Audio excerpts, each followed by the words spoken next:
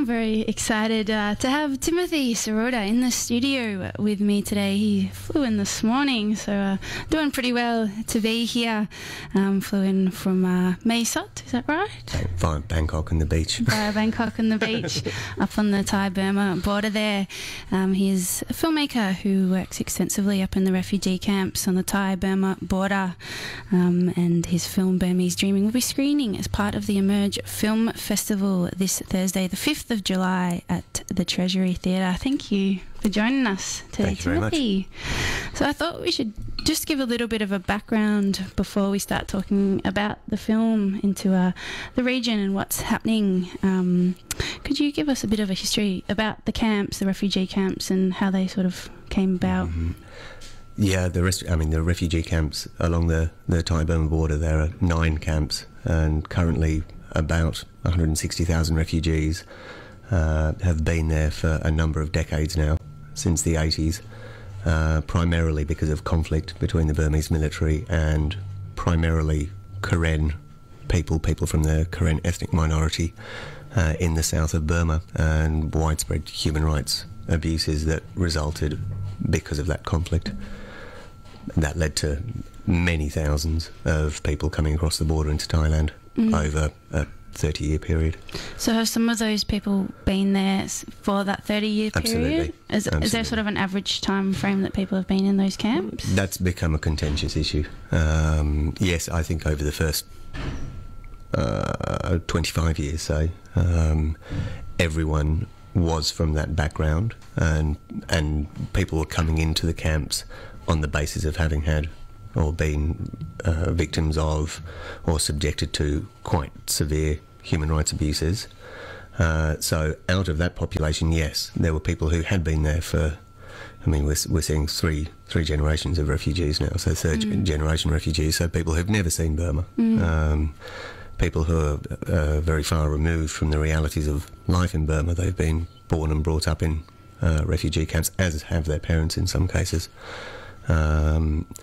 But then over the last few years there's been a sort of wave of new refugees, and this is a more contentious issue because the motivation for those people coming into the camps hasn't necessarily been the same sort of gross human rights abuses that were occurring over the previous decades. And Aung San Suu Kyi recently visited the camps. It was her first trip out of Burma in 20 years, so I can imagine the sentiment around that was pretty wild. Yeah, it was unfortunate. It was a very quick visit. It was very restricted for many reasons. There was a lot of gossip about why it went right, why it went wrong, things that she did do, things that she didn't do. Invariably, many people were disappointed, and some organisations and groups took some sort of more personal sort of, I wouldn't say offence because that's too strong. They were disappointed, I think that was it, because it was such a controlled visit. Like, she was literally in Maysot for less than a day. There'd been hopes that she would be able to have the opportunity to make some very public speeches to large audiences. That those didn't eventuate, which was very disappointing to the populations. The migrant population around Maysot alone is in the hundreds of thousands, and then you've got the refugee camp that she went to, Mela refugee camp. The population of that is 50,000, and I think these people do see huge hope in Aung San Suu Kyi in a sort of Burma in which she's at the helm or has a greater political influence. So obviously they want to see her. She's been a national icon and a national hero for decades, since 88. But the realities are that there are security issues, there are logistical issues. She was on a very tight time frame. Some of it was a little disorganised, so as a result, what she was able to do on the border was quite limited. But I think, to me and to a number of the media people there, I think the message that mustn't be forgotten was that she did put the refugees and the migrant communities as the number one people that she went to visit when she had her first opportunity to come out of Burma. And despite all of the other restrictions and what she couldn't do, just like look at the fact that those are the people that she immediately turned her attention to, and I think that that's immensely positive, as is the fact that she was actually allowed to go there in the first place. Exactly, and I guess it's inevitable that it was going to be so controlled after 20 years under house arrest. It has to be. I mean, you've got just across the border from where she was is an area controlled by an insurgent army which is not particularly friendly towards the democracy forces. So whether the restrictions were because of paranoia, whether they were because of genuine security threats, because it was logistically challenged, whatever, she got there, it was awesome. Exactly. Yeah. And since the elections and since Aung San Suu Kyi's release, what's the sentiment been like within Burma? As you're seeing things change there? I think you can distinguish then, I mean, you have to divide Burma up, unfortunately. You can look at central Burma and you can look at Rangoon and Mandalay, and perhaps an increased optimism and an increased sense of freedom. Small, let's put a cap on that and not say it's like they're leaping around on the streets with delight and happiness. That's far from it. In ethnic minority areas, then you could say that optimism is scaled down another notch, because they are from the ethnic minorities, and the ethnic minorities have traditionally been the people who've suffered amongst the worst human rights abuses at the hands of the Burmese military. So their optimism is a step down again. And then you come back to the border and you've got the migrants who've got no money. They're being exploited in a country that's not their own, and you have the refugees. So their cautious optimism is perhaps even smaller again. And is there any sort of sight on the future of these refugees being able to return back to Burma? Yeah, scary and hard, very hard. Like, I think in terms of refugee populations around the world, it's a very interesting area to be working right now, because of the fact that with Burma moving step by step towards hopefully a more democratic government, obviously the Thai government is going to want to move refugees back into, or the Thai and the Burmese governments are going to want to move refugees back into Burma. But there are a number of issues with regard to that. I mean, there's the legitimate fear of refugees who may well have had their families killed, or family members raped, or villages burnt, or land confiscated, or whatever, being forced labourers. Now, when they see that actual power in regional Burma that they came from is still in the same hands as the Burmese military, no matter what's happening in Rangoon, provincially the power is still in the same hands, well, that's going to be a legitimate reason for their concern. So too is the fact that in many instances they don't have land to go back to anymore. They've been away for 20 years. They don't have their land anymore. Where do they go back to?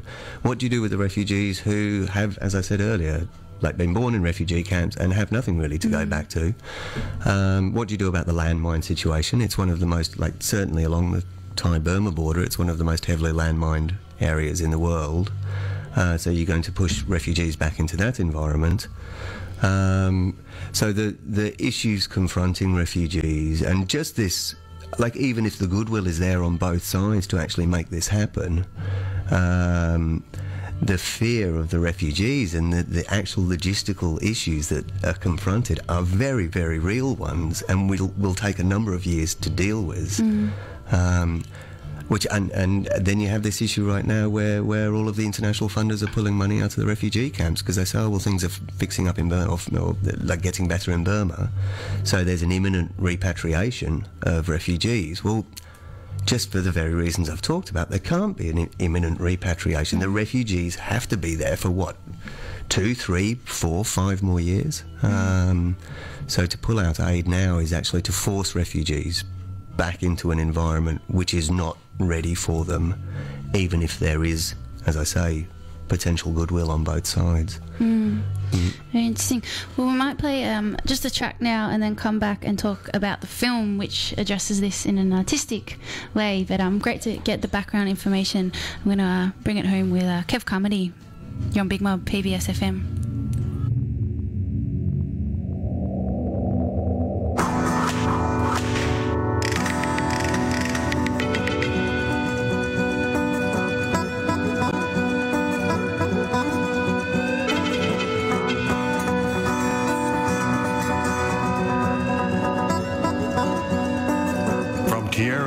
fuego, beyond the Magellanic clouds. The four horsemen of the apocalypse rode against the towers. The patriots held the city walls, long as they were able. But each stone of fertility finally fell, just like the Tower of Babel.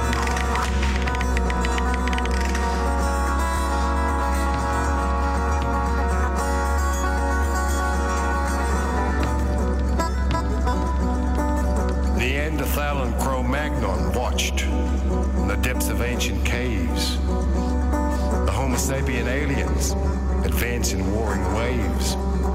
The spirits of existence had found the missing link, and they await the day of recompense when these aliens become extinct.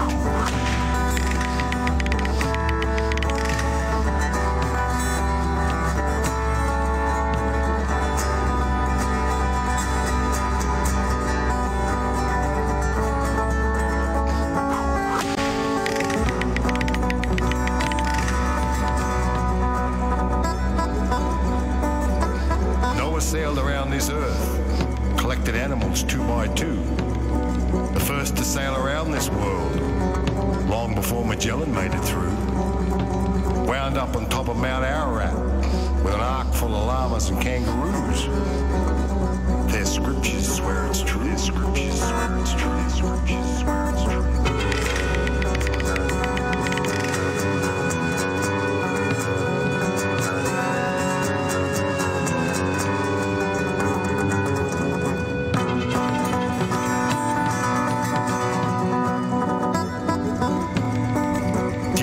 Became the oppressors, the slaves became the kings, theologies became ideologies, and their one God ruled all things.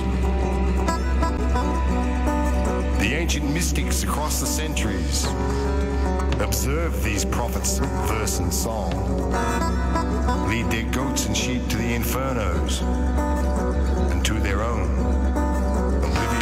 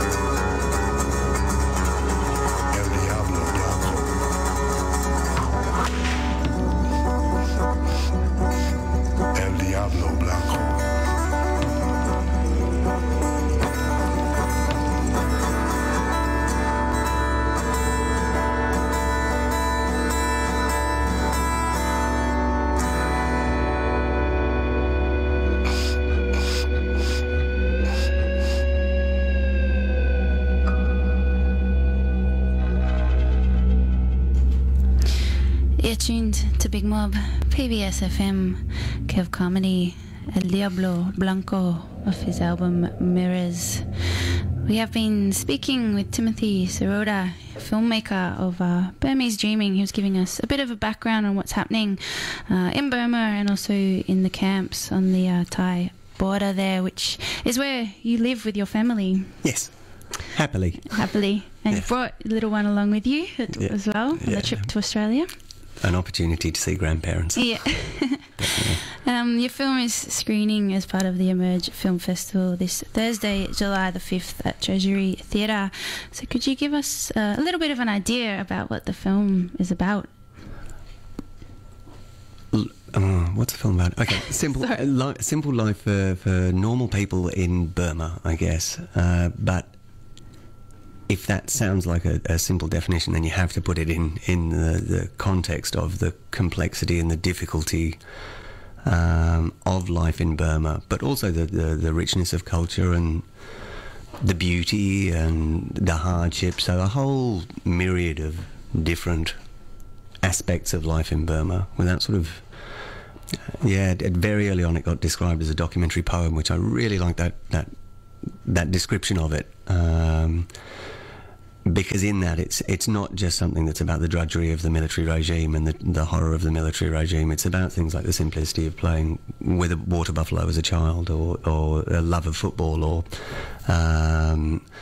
there's an element of beauty to the Burmese people, and an element of humility, and an element of happiness despite sort of overwhelming hardship, which I really wanted to get into the film, because that's what certainly endeared me to them as a culture and a people, which is why I've worked on them now for whatever, or worked on matters to do with the media with regard to Burma pretty much since 1997 now, which is a long time. Yeah. And the film, it's a sort of unique style of storytelling, quite dreamlike sequences. So where did the idea to use this style come about from? The muse. I don't know. It certainly wasn't intended. When I went and actually filmed in Burma, I didn't really have an idea of what I wanted to make or how I wanted to make it, other than that it be about normal lives of normal people in the context of this dictatorship or the military regime. So it was more about going and filming and then looking at that footage and seeing what I could make of it. And then, because that filming was curtailed because of intervention by the Burmese military, who didn't take very kindly to filming in Burma. This is in the sort of post-election days when media was not welcome in Burma at all. You sort of left with a series of vignettes of life out of Burma without really any idea of how to put it together. And then you sit on it and you fiddle with it and you look at the images, and then it comes together that the way to put the film together was something along the lines of a dream, and taking the story of a refugee girl and then using the vignettes of life from Burma as sort of her reflections or daydreams of what her life used to be like. So it was sort of born of necessity. It was like, you've got this part, this part, this part, this part, this part, and you don't really know what to do with it. And then you think, it can be, you can make sense out of having little separate sequences by putting it into the context of a girl in a refugee camp, reflecting back on aspects of her own life in Burma and her own childhood and development. Yeah, I was interested because we were talking before about how some children have been born into the camp, so they don't actually know Burma. And I thought that was interesting that you had chosen a child the story plays through her eyes.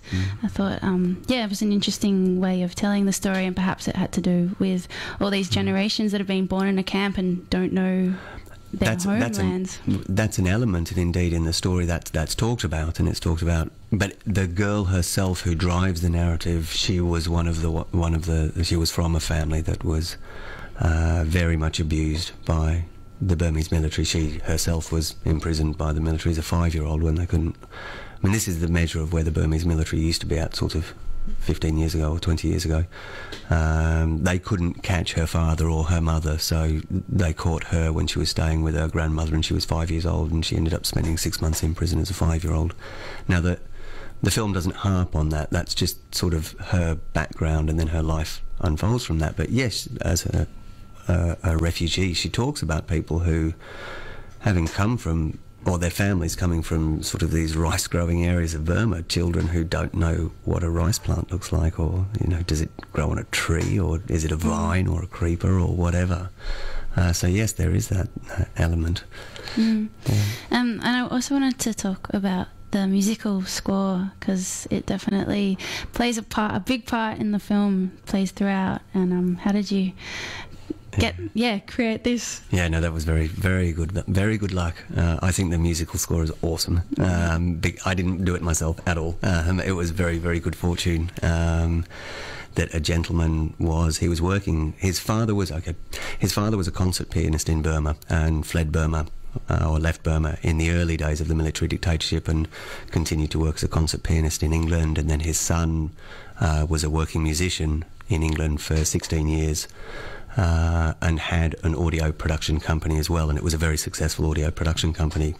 And I happened to meet this gentleman, David Lazaro, because in following back his roots as a half Burmese gentleman. He decided to come and volunteer on the Thai-Burma border, and there I was as a completely unfunded sort of first feature documentary, just going, okay, I'm making a documentary and this is what I'm going to do. Nothing to offer him whatsoever, but he saw the footage and he saw the way I was moving with the film, and he liked it a lot, and he sat down and he watched it and he said, oh, look, I'd help any way I can if you want any help. So I said to him, well, would you write a musical score for it? And this is, for at the time, it was like an 80-minute film. And he said, yes, I'd do that. And he went back to England and set aside a couple of weeks with his musical partner, a gentleman called Graham Poynter. And they created a complete musical score for it with sort of, I mean, he said that I gave him one of the most open sort of directions or directives that he'd ever worked with. It was basically along the lines of, you're the musician, you're very good at what you do. In terms of audio production, you produce at a very high level in TV and film. These are the images. I love music and image and the way music and image can work together. One of the issues I have is perhaps drawing the whole series because of the vignettes together, so please make it sort of harmonious so that the music can add to creating a sense of continuity, so the music can add to a dreamlike sort of idea. And that's what David and Graham went off and did, and I think it's awesome. Yeah, it's beautiful. Absolutely, thank you. Well, we are running out of time, but if people want to actually get along and see the film, it is screening this Thursday, July the 5th at the Treasury Theatre as part of the Emerge Film Festival.